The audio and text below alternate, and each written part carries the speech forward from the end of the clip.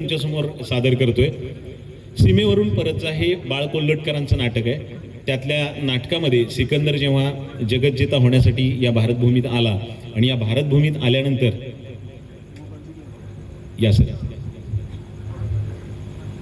सिकंदर जेव्हा जगज्जेता होण्यासाठी या भारतभूमीवर आला आणि भारतभूमीवर आल्यानंतर त्याला एका देशप्रेमी भटानी जाणीव करून दिली की तुला माहिती नाही ही माती काय आहे आणि या मातीसाठी तुझं लढाई करण्यासाठी आलायस, तुला ही माती जिंकता येणार नाही आणि आमच्यासाठी या मातीचं मोल काय आहे. तर सिकंदर जेव्हा उन्मत्त होऊन सगळ्यांकडून जड जवाहिरे याचं काय म्हणतो आपण त्याला भेटी स्वीकारत होता आणि राजांकडनं त्यांचं राज्य काबीज करत होता, तेव्हाच त्या भटानं तिथे येऊन त्यांच्यासाठी सिकंदरसाठी एक आठवण करून देणारं वाक्य म्हटलं होतं. एक पॅसेज होता, तो मी तुमच्यासाठी सादर करतोय. करू ना? ऐकायची तयारी आहे ना? पार्श्वभूमी ऐकली ना? हां.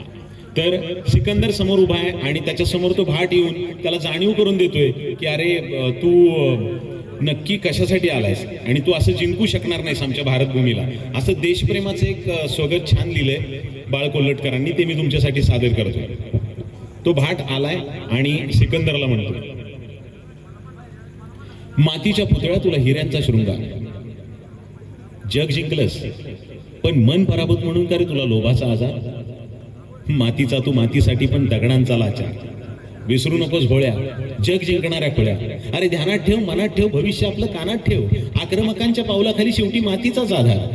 ज्या मातीचं पिंड त्या मातीचं ब्रह्मांड, ज्या मातीचा त्या मातीला तिलाच जाऊन मिळणार. सिकंदर म्हणतो काव्य चांगलं आहे, भट म्हणतो काव्य चांगलं आहे पण हे तुम्ही दिलेलं दान चांगलं नाहीये. हे हिरे आहेत ना, खडे आहेत खडे, आम्हाला या खड्यांचा मोह नाही, आम्हाला मोल मातीचं.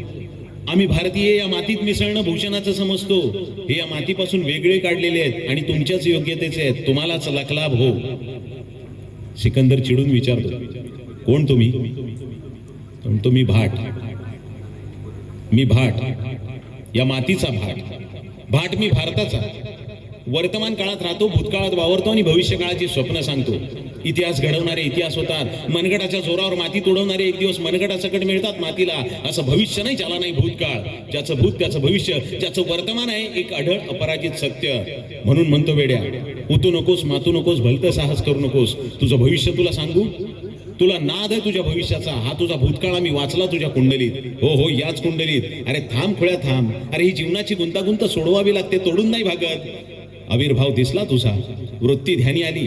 अरे जगत जेता होशील पण न भोगता मरशील. ज्यांना दिला साधार तेच होतील वैरी, हीच तुझ्या आयुष्याची शेवटची पायरी. जग जिंकलं म्हणत म्हणत मरशील, जगीतच राहील फक्त तू निघून जाशील. ज्या तुझ्या भविष्याचा उद्या होईल भूतकाळ, एक दिवस येतो आणि महत्व घेऊन जातो, राहतो तो फक्त काळ. म्हणून म्हणतो वेड्या, महत्वाकांक्षी वेड्या, आज स्वतःच्या हितासाठी या सीमेवरून परत जा, सीमेवरून परत जा. धन्यवाद. हे सीमेवरून परत जा या नाटकातील एक छोटासा पॅसेज होता, मी सादर केला. बाळ कोल्हटकरांच्या जन्मशताब्दी वर्षानिमित्त एक कार्यक्रम झाला होता, त्याच्यात मी हे सादर केलं होतं गेल्याच आठवड्यात. धन्यवाद सगळ्यांनी पुन्हा एकदा शांतपणे ऐकलं आणि पुष्पीच्या डायलॉगवरून सुरू झालेलं सीमेवरून परत जापर्यंत येऊन संपलं. धन्यवाद.